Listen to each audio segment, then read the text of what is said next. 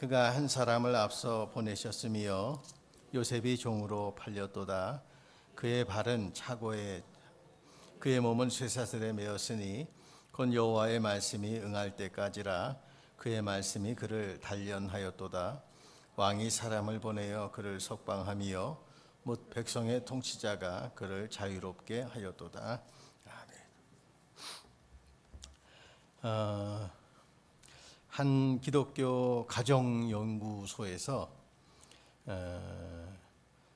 가정들을 조사 발표한 내용이 있는데 1998년도 IMF가 터졌을 때 어떤 가정은 극심한 경제적 문제로 인해서 이혼하고 또 분열되고 하는 가정의 모습이 있는가 하면 어떤 가정은 그 어려운 IMF 환경 속에서도 오히려 가정이 더 굳건하게 결속되어지는 가정들이 있었다는 조사를 쭉 하면서 왜 똑같은 경제적 위기를 맞이했는데 어떤 가정은 해체되고 또 어떤 남편들은 노숙자가 되고 또 그런데 어떤 가정은 더 강한 유대감으로 더 건강한 가정으로 그렇게 지켜갈 수 있게 되었을까 하는 것을 이제 쭉 조사를 해본 거예요. 해체된 가정,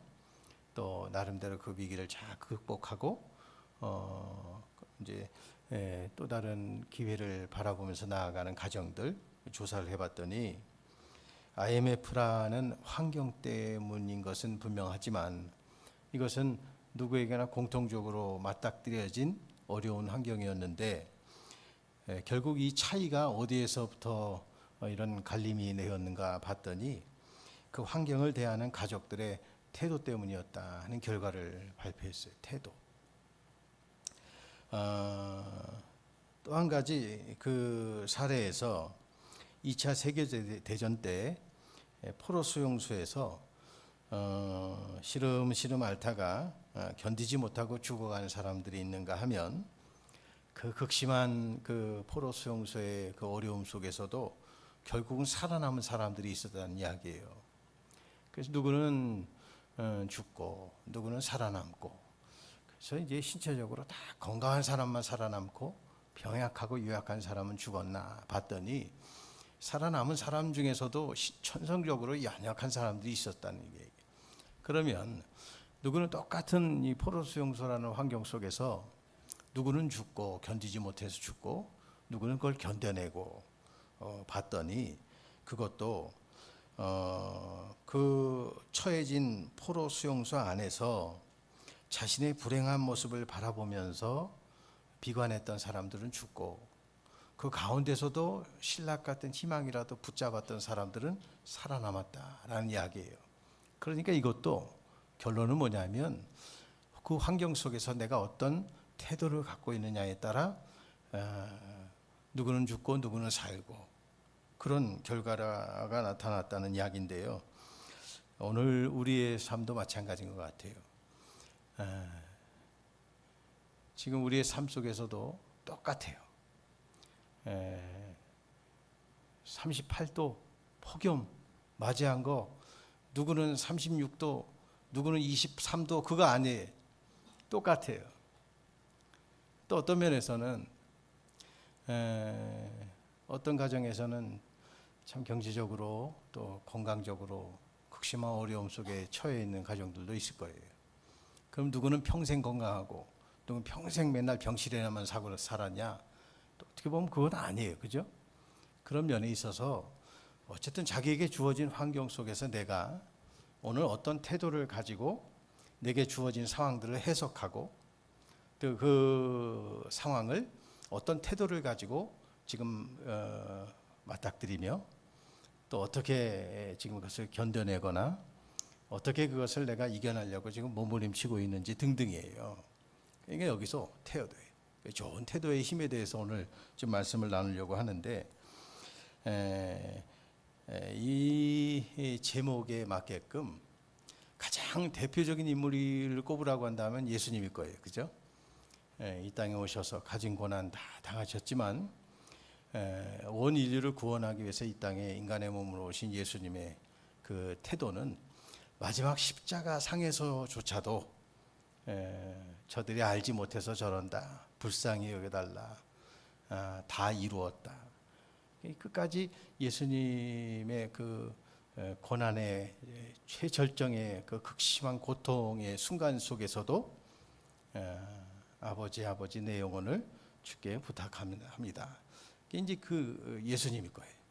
그러면 그 예수님 다음으로 그러면 가장 좋은 태도로 살았던 인물이 누굴까?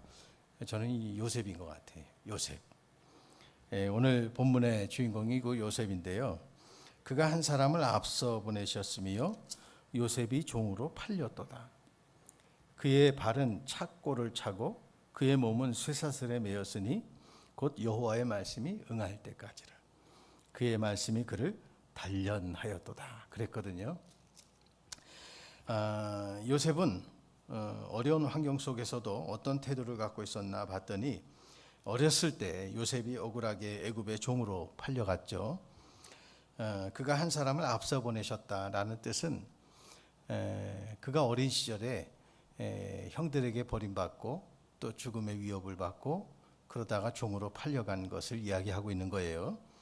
어릴 때 아버지 야곱으로부터 다른 형제들과는 달리 특별한 사랑을 받았던 사람이 바로 요셉이었어요. 하나님이 그 아버지가 얼마나 사랑했냐면 요셉에게만 채색 옷을 입혔어요. 예?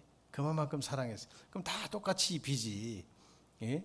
왜 요셉만 채색 옷을 입혀갖고? 근데 그 아버지의 편애가 결국은 형들로부터 미움을 받게 된 그 결정적 원인이 되었어요. 또 요셉은 뭐가 있었냐면 꿈이 있었어요. 꿈쟁이에요, 별명이. 근데 오히려 그 꿈 때문에 형들로부터 더 미움받게 됐어요. 감수성이 예민했던 17살 나이에 인신매매 당한 거예요. 사람 주고 파는 것에. 그래서 애굽의 종으로 팔려갔는데 졸지에 채색 옷을 입었던 요셉이 하인의 종의 옷을 입고 살 수밖에 없는 환경이 되었고요. 또 아버지의 사랑을 독차지받으며 참 그 사랑 속에 그 아버지 슬하에서 그렇게 생활했던 요셉이 하루아침에 종으로 다른 사람들로부터 어떤 대우를 받았는지는 뭐 우리가 뭐 상상할 필요 없을 정도로 그냥 뭐 자동적으로 알 수 있는 상황이 되겠죠. 이처럼 하루아침에 요셉의 신분이 바뀌었어요. 그리고 10년 넘도록 보디발의 집에서 종살이를 하게 돼요. 17살 나이에 팔려가서 그렇게 10년 동안 보디발 장군의 집에서 종살이를 하게 되었다는 이야기예요. 이처럼 좋은 환경에서 가장 나쁜 환경으로 하루아침에 뒤바뀐 처지가 바로 요셉의 처지였어요. 그런데 요셉이 항상 좋은 태도를 갖고 있었어요. 그 보디발 집에서도 10년 동안 노예 신분으로 살았지만 좋은 태도를 가지고 살았다는 것에 대한 증거는 어디에 있냐면 창세기 39장에 있기 때문에 그래요. 우리 한번 39장 1절로 3절 나올 텐데 한번 같이 읽어볼까요? 시작. 요셉이 이끌려 애굽에 내려가매 바로의 신하 치위대장 애굽 사람 보디발이 그를 그리로 데려간 이스마엘 사람의 손에서 요셉을 산이라. 여호와께서 요셉과 함께 하심으로 그가 형통한 자가 되어 그의 주인 애굽 사람의 집에 있으니 그의 주인이 여호와께서 그와 함께 하심을 보며 또 여호와께서 그의 범사에 형통하게 하심을 보았더라. 이미 요셉은 종으로 팔려갔을 때에도 또 10년 동안 거기에서 종살이를 하면서도 요셉은 이미 형통한 사람이 되어 있는 거예요. 왜요? 하나님이 요셉을 불쌍히 여기셨어요? 하루아침에 아버지의 사랑을 못 받게 된 요셉이 불쌍해서 형들에게 미움받아 팔려간 요셉의 처지를 긍휼히 여기셔서? 아니에요. 나중에 우리는 성경을 잘 알고 있기 때문에 요셉이 그 집안의 총무가 돼요. 그죠? 그 집안의 모든 일을 도맡아서 살림하는 총무예요. 저도 지금 총무하고 있어요. 예, 총회 살림 다 맡아서 하고 있어요. 예? 총무라는 것은 가만히 보니까 큰 교단이든 작은 교단이든 그 교단의 모든 크고 작은 문제는 총무가 다 결정하고, 물론 이제 상의하고 진행하겠지만 그 총무예요. 그 집안의 총무가 되었다는 얘기. 예? 어떻게 해서 그럼 그 집안의 총무가 되었을까요? 보디발이 그를 총무로 세운 이유는 하나예요. 오늘 성경에 나온 대로 하나님이 그와 함께 하심을 보았어요. 그러니까 그 형통한 자가 되었어요. 그 이면에 뭐냐면, 비록 아버지의 사랑, 이 하루아침에 종으로 뒤바뀐 자기의 처지, 환경, 형들에 대한 미움, 원망, 어떤 그 감정들, 이런 것들을 다 스스로 다스리면서 그 어린 나이에서부터 좋은 태도를 유지했다는 이야기. 여러분, 사람이 극심한 어떤 그 어려움이나 환경이 갑자기 뒤바뀐 상황이 되어지면 좋은 태도를 가질 수 있을까요? 좋은 생각 갖고 살 수 있을까요? 근데 오늘 성경은 시편에서는 그런 요셉의 전 삶을 하나님이 그를 앞서 보내셨다라고 이야기하고 있거든요. 그러니까 이 결론적인 부분들에 대한 요셉의 삶이 도대체 그가 어떤 모습으로 살았기에 그 집안의 총무가 되었을까? 형통한 자가 되었을까? 하나님이 그와 어떻게 함께 하셨을까? 그 가운데서도 요셉이 좋은 태도를 놓치지 않았다는 사실이에요. 좋은 태도.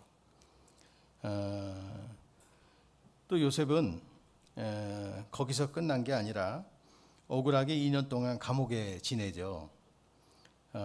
그의 발은 착고를 차고, 이게 말하자면 수갑 같은 거예요. 발목에 확 채우는 거. 몸은 쇠사슬에 매었다 그랬거든요. 이런 처지예요. 지금 가정 총무로 나름대로 열심히 성실하게 했는데 돌아온 대가는 뭐 상도 아니에요. 누명이에요. 가정 총무로 지내던 요셉이 보디발의 아내의 끈질긴 유혹을 계속 받죠. 그런데 요셉이 그 죄의 유혹을 단호하게 물리쳐요. 이것도 태도예요. 그때 뭐 하나님이 뭐 도와주신 것도 아니에요. 갑자기 뭐 보디발 장군 아내의 눈을 확 가려갖고 요셉이 갑자기 무슨 뭐 괴물같이 보이게 해갖고 정 떨어지게 했다가 뭐 그런 것도 아니거든요. 예? 그 결과로 요셉은 아내의 거짓된 모함에 의해서 죄 없이 감옥에 갇혀버려요. 보디발 장군의 입장에서도 누구보다도 자기 아내를 잘 알았을 것이고, 누구보다도 요셉에 대해서 잘 알았을 거예요. 그리고 요셉에게 분명한 죄가 없다는 것도 알았을 거예요. 근데 그렇다고 종이잖아요. 근데 자기 아내를 어떻게 할 수는 없잖아요. 결국은 요셉이 덤탱이 쓰고 감옥 안에 갇혀요. 또 얼마나 참 기가 막히고 코가 막히고, 예? 여러분 같으면 환장하고 뒤로 자빠져 갖고 사내 중내 억울하네 막 이럴 거예요. 근데 성경을 보면 요셉은 그 감옥 안에서도 일들을 다 처리했다 그랬어요. 예? 뭘 보고 그랬을까요? 그의 태도예요. 예? 분명히 얘가 억울한 누명을 쓰고 들어왔어요. 요즘 우리 윤석열 전 대통령 태도를 보니까 영 거시기해. 예? 아이고, 좀 조사 받으려면 화끈하게 받든가. 노 코멘트. 어쨌든 어느 교회에서 목사님이 윤석열 깠다가 청년들 40명이 교회 떠났대. 청년 때부터 교회 다녔던 친구들이 갑자기 정치 이야기하니까, 지금 정치 이야기하는 거 아니야? 우리 어디 있어? 진서 교회 떠나지 마라. 성보가 교회 떠나지 마라. 참 민감한 사항이에요. 이 정치라는 게. 특별히 우리나라 사람들은 굉장히 그런 것에 더 예민한 것 같아요. 어떻게 그런 것 때문에 이 목사님이 충격을 받아갖고 한동안 아주 그냥 너무 힘들어했어요. 그런 부분들 때문에. 참 그래서 신앙생활을 참 뿌리 깊게 쫙 내리고 흔들리지 않고 참 이런 가운데서 목회한다는 게 참 또 신앙생활 한다는 게 쉬운 게 아닌 것. 옛날에 이동원 목사님, 지구촌교회 이동원 목사님이 이제 미국에서 한국으로 들어오려고 할 때 LA에서 늘 목회하고 있는 존경하고 사랑하는 당시에 이제 김동명 목사님이라고 계셨대요. 또 이 목사님한테 인사드리고 또 이제 한국 가려고 할 때 뭐 이런저런 좋은 이야기 해주셨겠죠. 근데 목사님이 하신 말씀 하나도 기억이 안 나는데 그 김 목사님 사모님이 하신 말씀이 팍 마음에 왔대요. 그게 뭐냐 뭐 어떤가 했더니 목회할 때 그럴 수도 있지라고 하면서 어떤 순간이 있으면 넘어가는 게 좋을 거예요. 그게 좋습니다. 그렇게 얘기해줘요. 그럴 수도 있지. 그럴 수도 있지. 여러분 그래서 이 사모님이 한 말이 확 기억에 남았대요. 신앙생활하면서 왜 그러지? 왜 그렇게 해야 되지? 꼭 그럴 수밖에 없었을까? 근데 이 사모님 뭐라고 했다고요? 그럴 수도 있지. 옆 사람한테 인사합시다. 그럴 수도 있지. 이 이동훈 목사님이 확 들어왔더니 목회하는데 이게 얼마나 평생에 큰 힘이 되는 말씀이 되었는지 모르겠대요. 세상 만사는 다 나름대로의 이유가 있어요. 그죠? 다 뭐 까놓고 얘기할 수 없어요. 그렇다고 속이자는 얘기가 아니라 말 못할 사연도 있는 거예요. 예? 굳이 다 일일이 설명해가면서 할 수 없는 게 많아요. 예? 근데 그럴 때 특별히 이 신앙생활 안에 내 여기서의 신앙적 요셉의 경우에서의 태도는 어떻게 그럴 수 있지? 이런 게 적용하면요. 어떻게 형들이 나한테 이럴 수 있지? 예? 총무로 팔려갔어요. 그나마 또 적응하고 참고 했는데 어떻게 보디발 장군이 나한테 이럴 수 있지? 예? 사람인데 그런 마음 없겠어요? 근데 요셉의 오늘 이걸로 적용해 보면 뭐라고요? 형들이 자기를 팔았어요. 그랬더니 요셉은 어떤 태도로요? 그럴 수도? 아내의 유혹을 뿌리쳤는데 자기 잘못한 거 없잖아요. 정당하게. 근데 보디발 장군이 자기를 감옥에 보냈어요. 그러면 요셉은 어떻게 했다고요? 그럴 수도? 여러분 같으면 그럴 수 있어요, 없어요? 예?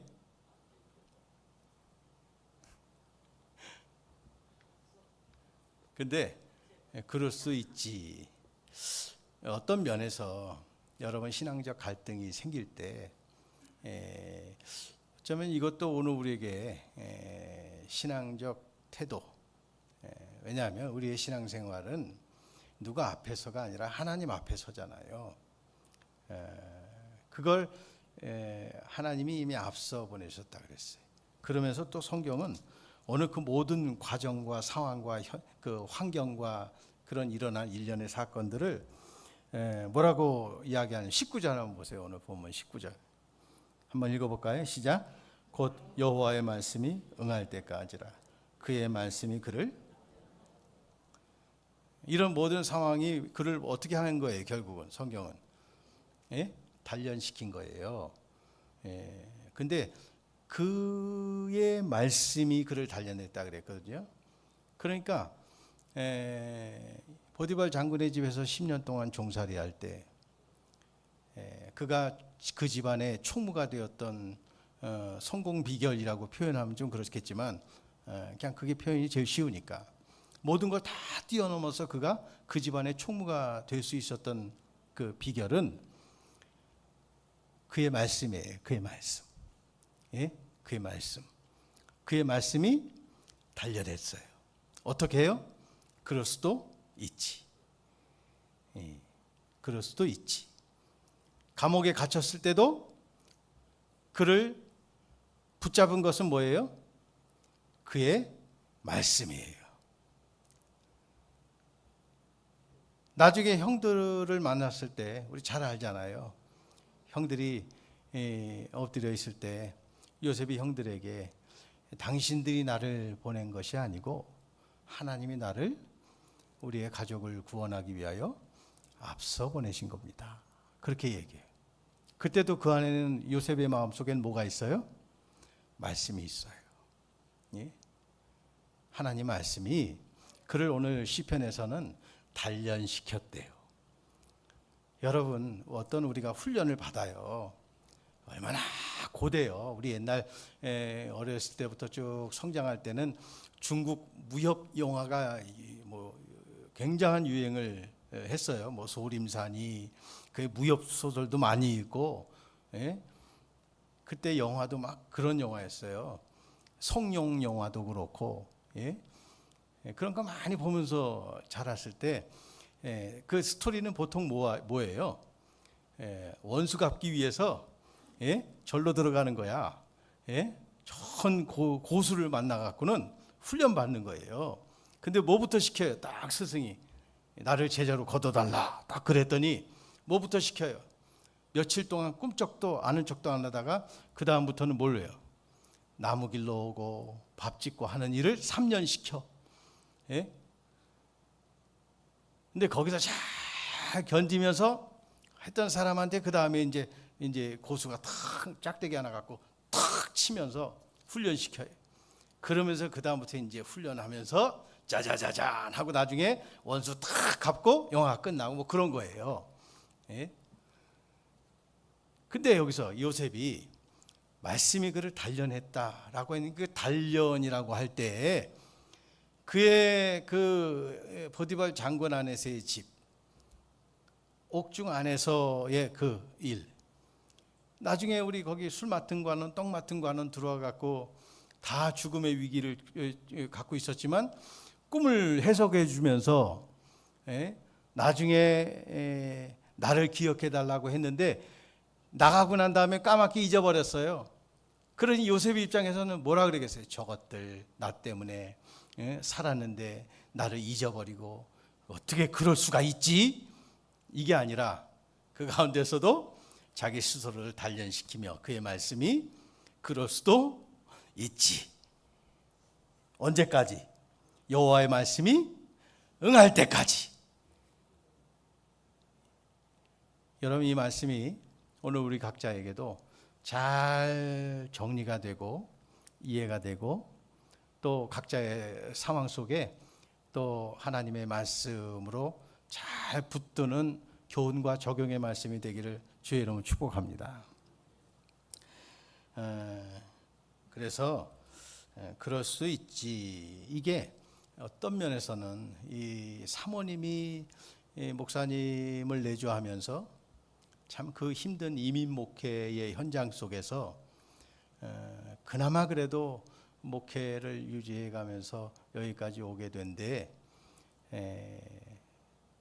하나의 또 지켜낸 비결이라면 비결일 것 같아요. 월요일 날 이제 우리 110회 이제 총회 준비 때문에 준비가 총회 사무실에서 모였어요. 회의가 끝나고 이제 점심을 먹고 이제 옆에 가서 이제 차를 마시는데 우리 총회 우리 호원 그 지금 현재 회의록 서기로 있던 유동열 목사 옛날 우리 첫 번째 특세 때 왔는데요.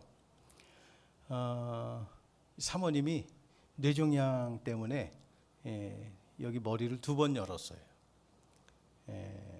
그래서 그냥 그렇게 가는 줄 안 거예요. 근데 지금까지 살아있는 게 의사가 볼 때 기적이래. 그리고 지금도 종양이 3개가 있대. 그러니까 이제 아프진 않대, 다행히. 근데 조그만 2개가 조금씩 크고 있대. 그러니까 2번을 열고 수술을 하다 보니까 이 사모님이 건망증이 심해지신 거예요. 그러니까 핸드폰을 놓고 쓰레기 버리면서 쓰레기하고 같이 버려. 그 핸드폰 어디 있지? 그 목사님이 전화해 보니까 집에는 없어.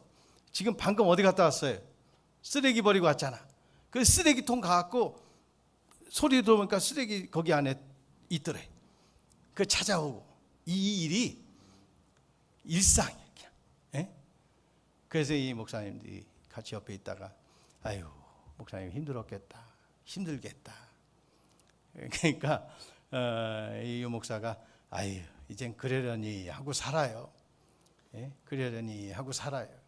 그러니까 지금도 모든 이런 것들을 다 하는 거예요. 근데 이 유동열 목사가 처음에 사모님이 머리를 열면서 종양 발견이 되고 수술한 때가 언제였냐면 자기가 5년 동안 전도사로 있었던 서울 방배동의 어느 교회에서 후임 목사로 청빙을 받은 거야. 예? 그 청빙을 받아서 이제 그 교회에 가서 목회를 하는데 담임 목사가 됐잖아요.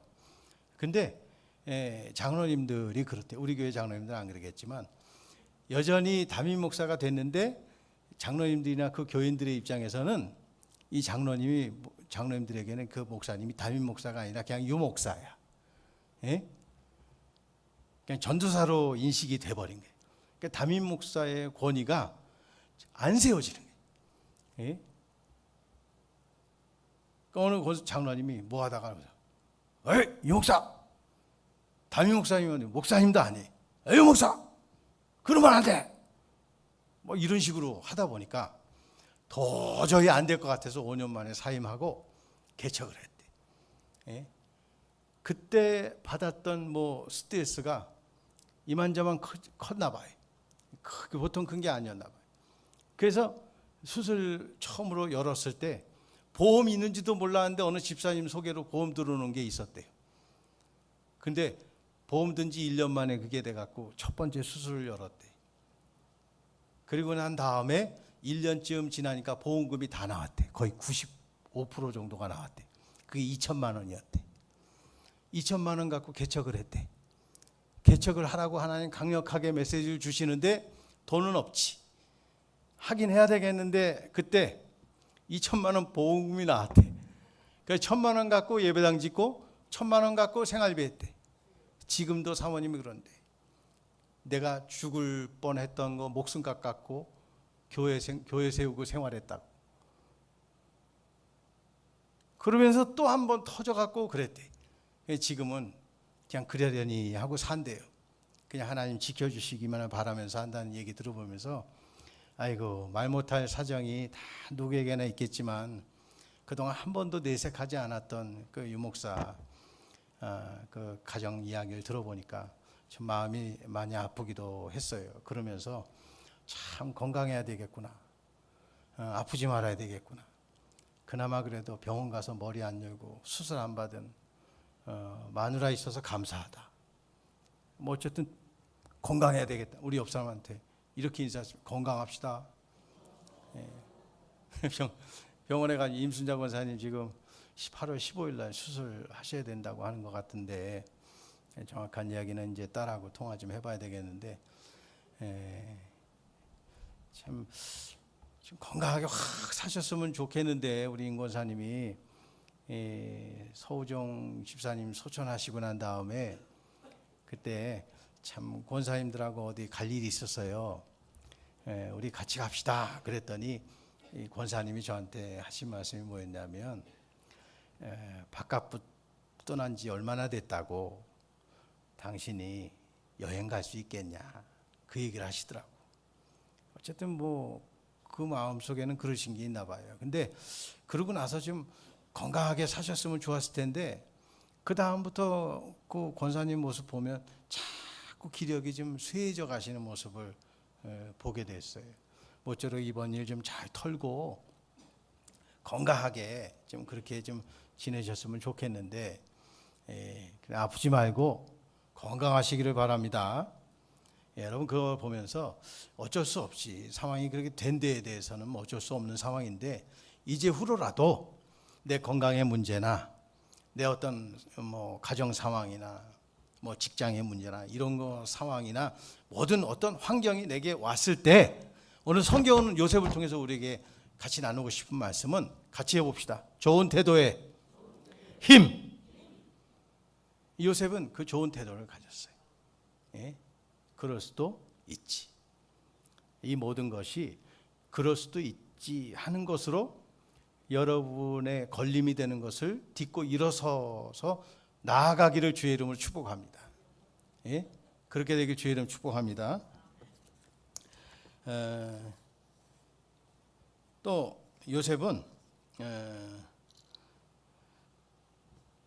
이런 말이 있어요. 좋은 환경은 내가 선택할 수 없는데 그런데 좋은 태도는 내가 선택할 수 있대요. 내게 다가온 환경 내가 뭐 바꾸고 싶다고 바꿀 수 있어요. 근데 태도는 바꿀 수 있대요. 그래서 재활의학의 창시자인 하워드 러스크 박사는 이런 말을 했어요. 재활이라는 장애로 인해 잃어버린 능력을 되찾으려는 것이 아니라 남아있는 능력이 무엇인가를 찾아 개발하는 과정이 재활이래요. 이미 뭐 부러진 거 다시 옛날처럼 할 수는 없잖아요. 붙여놓을 수는 있어도 예전보다 더 뭐 튼튼한 뼈 될 수는 없어요. 그죠? 근데 재활은 잃어버린 능력을 되찾는 게 재활이 아니라 남아있는 능력이 무엇인가를 찾아내는 능력이 재활이래. 오늘 우리도 마찬가지인 것 같아요. 세월 앞에 장사 없다고 이미 지나간 세월 뭐 어떡할 거예요. 되돌릴 수도 없고.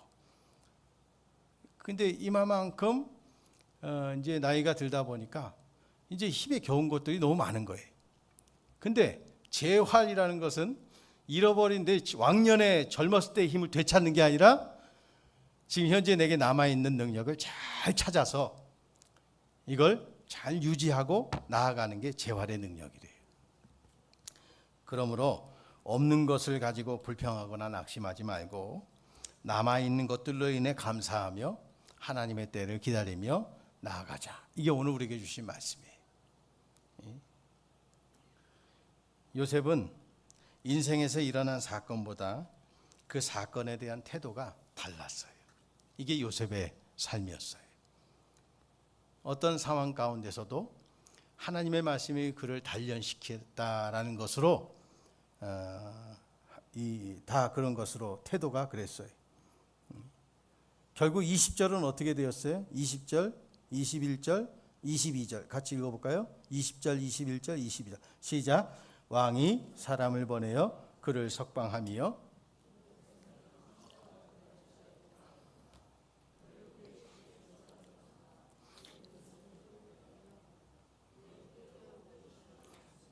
그의 지혜로 장로들을 교훈하게 하였도다. 이에 이스라엘이 애굽에 들어가며 야곱이 함의 땅에 나그네가 되었다. 쭉 나오고 있어요. 요셉 한 사람 때문이에요. 여러분 이걸 보면서 신앙생활하면서 가장 큰 문제는 어디에 있을까? 결국은 내 자신인 것 같아요. 내 자신.